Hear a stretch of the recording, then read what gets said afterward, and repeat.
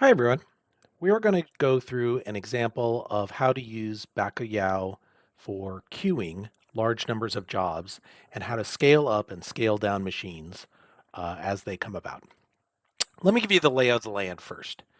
In this upper right square, we have Bacalhau. This is the Bacalhau client that is connecting to a number of machines that I have set up already. Down here, we're going to start a process to run a bunch of jobs. And then over here, I have already connected to all five of those machines, or 5 out of the 10 machines, excuse me, just to show you what it'll look like when we turn machines on and off. And I'll get to that in just a second. So if I go through and I do Bacalhau node list, you can see that it's connected to all of these machines already. This is a little bit wide for what we need to demonstrate here. So I'm just going to do Bacalhau node list, and I'm going to tell it to show none of those columns. And so there you can see just the 10 nodes that we have going, one requester node, and 9 other compute nodes. That's awesome. Okay, next. Next, we're going to start a number of jobs. In this case, I have a simple script here which just runs a stress container against each one of these nodes. Here, I'm going to have it run a total of 10,000 jobs. Each job takes about a minute to complete on these machines I've set up. Each job batch will be deployed every 30 seconds, and number of jobs per batch is going to be 10. So there you go. And when I go over here, I've written a very simple script to query the Bacalhau API, which will list all of those jobs that are in flight right now. I ran some earlier, so you can see here that right now all 20 jobs are running. And I've completed 237, and right now there are none in the queue. Like I said, there's more than enough compute space here to handle all these jobs. If I go and run that again, you can see that now 23 jobs are running, and 7 of those jobs completed when I was talking to you here. So the jobs continue to chug along. Okay, so far so good. But let's start to stress the system a little bit more.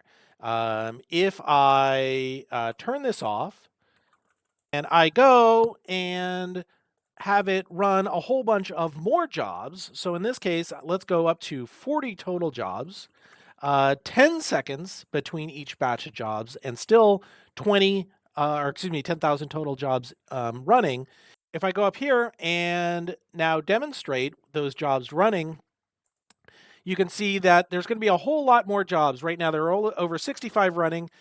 If I go back and run that again, right now, you can see it's already up to 86, and soon it will cap out at the number of jobs that each node can accept. So now let's go just a little bit further and stress the system even further. I'm going to log into each one of these machines, and I'm going to stop the Bacalhau service on here. And starting and stopping Bacalhau is super easy. It's got its own service installed here. And against those 5 nodes, I've now stopped the service, which is obviously going to put more strain on the system. The Bacalhau network is very resilient. By stopping the service, I'm simulating as though those nodes have been disconnected from the overall network. Now, when we go back and run that command again to list all the jobs by the state and the node, you can see that already we have packed it up and have a number of them in pending mode, which means that it's part of the network and it's sitting there, but we've already tapped out the total amount of available jobs per node. And we can see that as well when I go to job node list and I say, look, you can see that the system has already detected that 5 of those nodes are disconnected. So it's only scheduling those against a small set of the nodes that are online. Any jobs that were previously placed are running just fine, but the network is aware that those nodes have disconnected and is not scheduling new jobs to them. All right, so far so good. Let's bring those nodes back online. Again, we are now simulating the idea that the nodes were disconnected for a short period of time due to network instability. But now I'm bringing them back online. Uh, Joining or adding nodes to the network is incredibly easy. You can see that there. Here, you can see me now listing it, and those nodes have already joined up and are now approved and ready to run. So quickly, very quickly, we can see the nodes running on the network and the number of queued jobs beginning to come down.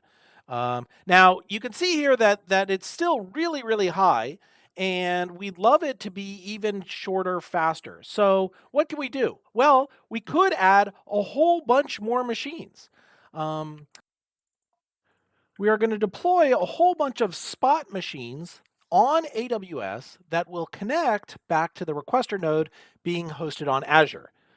As you can see here, that we're going to be creating a total of 30 new spot instances, each one of which will be connecting to that requester. Each one will have its own IP address and its own CPU.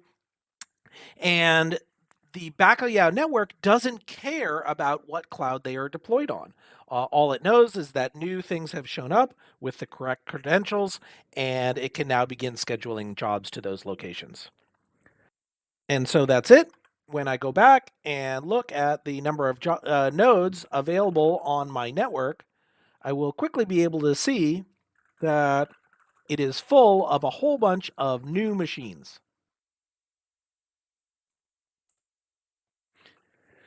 So there you go. It was that easy to connect those machines up. You can see the entire list of new machines are now hosted on the Bacalhau network, and those will be able to start bringing down those total number of outstanding jobs very, very quickly.